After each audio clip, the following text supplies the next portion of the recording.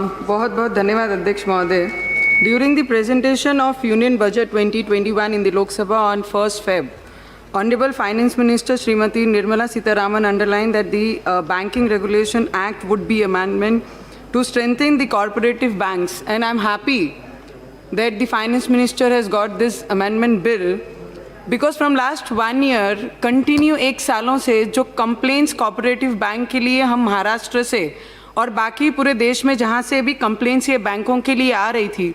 Because जो इनके अध्यक्ष थे और उनके ट्रस्टी मेंबर्स थे जो लोन इंटेंशनली दे रहे थे 20 करोड़ दे के उनका जो लोन लेकर 20 करोड़ उस पर इंटरेस्ट अपना खुद का दिखा के, और जब वो बोलते हैं कि हम डूब गए हैं तो उसको सिर्फ 5 करोड़ में निपटा के बैंक को लॉस में लाके, और अकाउंट होल्डर्स जो बैंक्स के हैं उन्हें बहुत बड़े पाइने में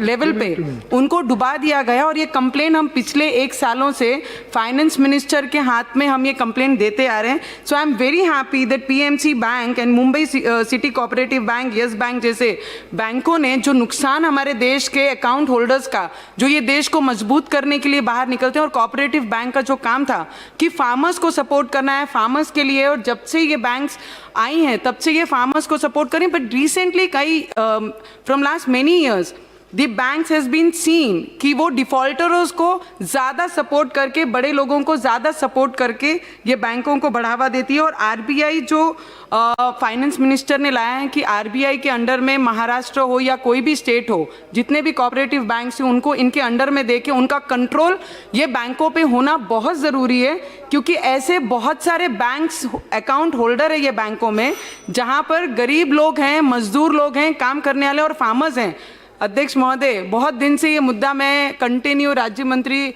जी को भी देती आई हूँ और फाइनेंस मिनिस्टर को भी देती आई हूँ कि अगर उनके रिजर्व बैंक का आरबीआई का इन पे अगर होल्ड रहा तो जितनी भी कोऑपरेटिव बैंक्स है जो अपनी मनमानी वो राज्य में वो डिस्ट्रिक्ट में कर रही है, तो वो उनके हाथ में 100% खुला हाथ में ना देते हुए आने वाले भविष्य में रिजर्व आरबीआई बैंक उन पे होल्ड रख के पूरा काम कर सकती है, और फार्मर्स को, गरीब लोगों को, अच्छे लोगों को लोन मिल सकेगा और उनकी मदद होगी, ना कि सिर्फ बड़े लोगों को जिनका फायदा पहुंचाने की कोशिश कई कोऑपरेटिव बैंक कर रही है, जैसे में हमारी बैंक है महाराष्ट्र की पीएमसी बैंक और मुंबई सिटी कोऑपरेटिव बैंक है। तो मैं बस